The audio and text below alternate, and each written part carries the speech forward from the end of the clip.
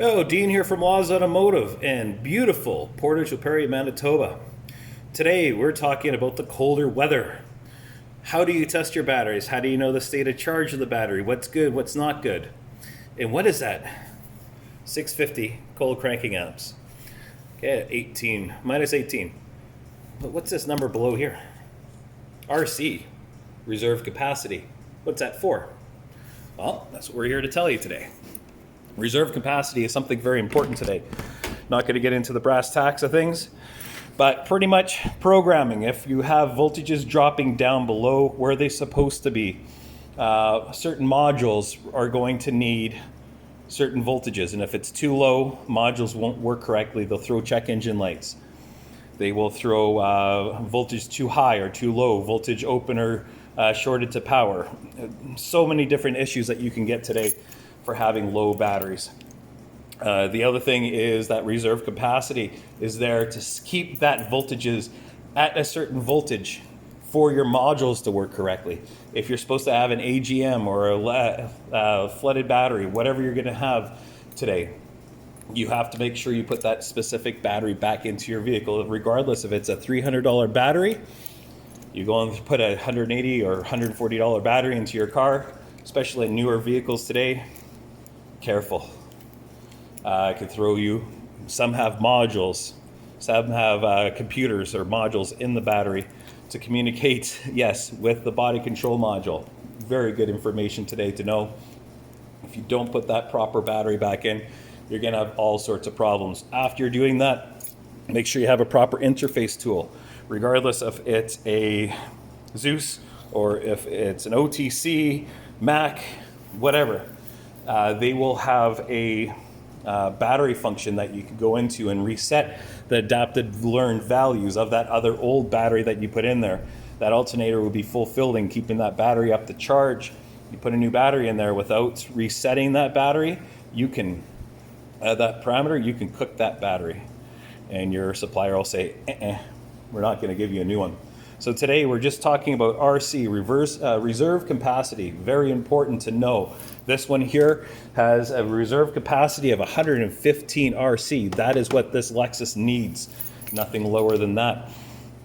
It is not an AGM, all glass matte battery. I did tell the customer it is much better on the charging system and the electrical system. Your car will run a little bit better, but until the gas, those prices come down a bit, they are pretty pricey.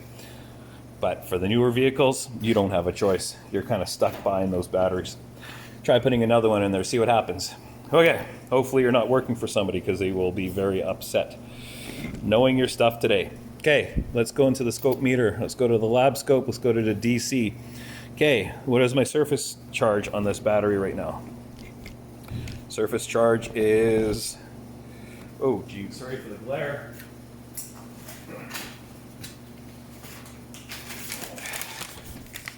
There we go. Okay, 12.91. That is the surface charge of the battery. That's only there because the surface charge is there. Once you take a load and you put a load on it, it will come back down to where it's supposed to be. So what we're going to do is we're going to start it, shut it off, start it, shut it off, and then we'll see the reserve capacity, like not just the reserve capacity, but the state of charge of the battery.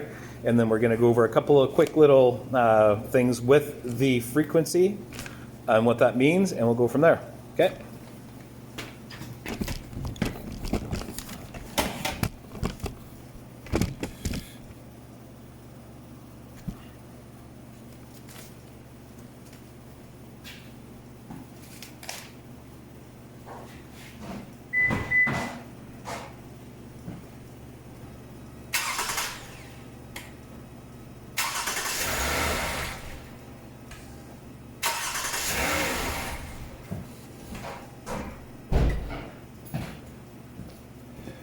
Okay, let's pause that.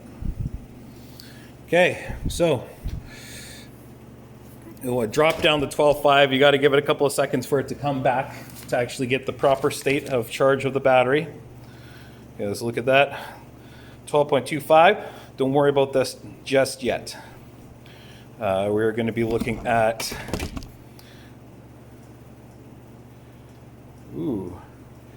that reserve capacity is not very good. 8.98. Whew, that is the lowest drop right here. 8.98. That is way too low for us. That battery might be becoming sulfated. It's not a good term for the battery, actually. State of charge of that battery is pretty low. It should never dip below 10 anymore. As you can see, 8.98 in here. That is a PartMaster, just installed today. As you can see, I actually remove the stickers all the time when I'm installing a battery. But checking batteries today, even when you install them, you still need to check the state of charge of the battery. It's very, very crucial that you do that today. Too many batteries are sitting in storage, and too many batteries are not getting the attention that they're supposed to be getting.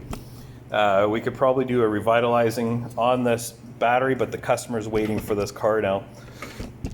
It needs it. It needs that. But that 8.98, that's way too low. We should never even be dipping below 10. 10.2, and this thing has just been sitting. So I'm pretty sure we are going to be getting another battery, because this battery is way too low. So hopefully we're learning something today. Some of the issues what we're having today is state of charge, battery sitting way too long, becoming the acid drops way down too low to the bottom of the battery and starts to create a crust. I'm not going to get into the technical terms for it. Just want to keep things simple. Basically, it's not allowing the full voltages of the battery to come through. So very important. Check your battery. Make sure you check the state of charge of the battery. Make sure you're charging the batteries.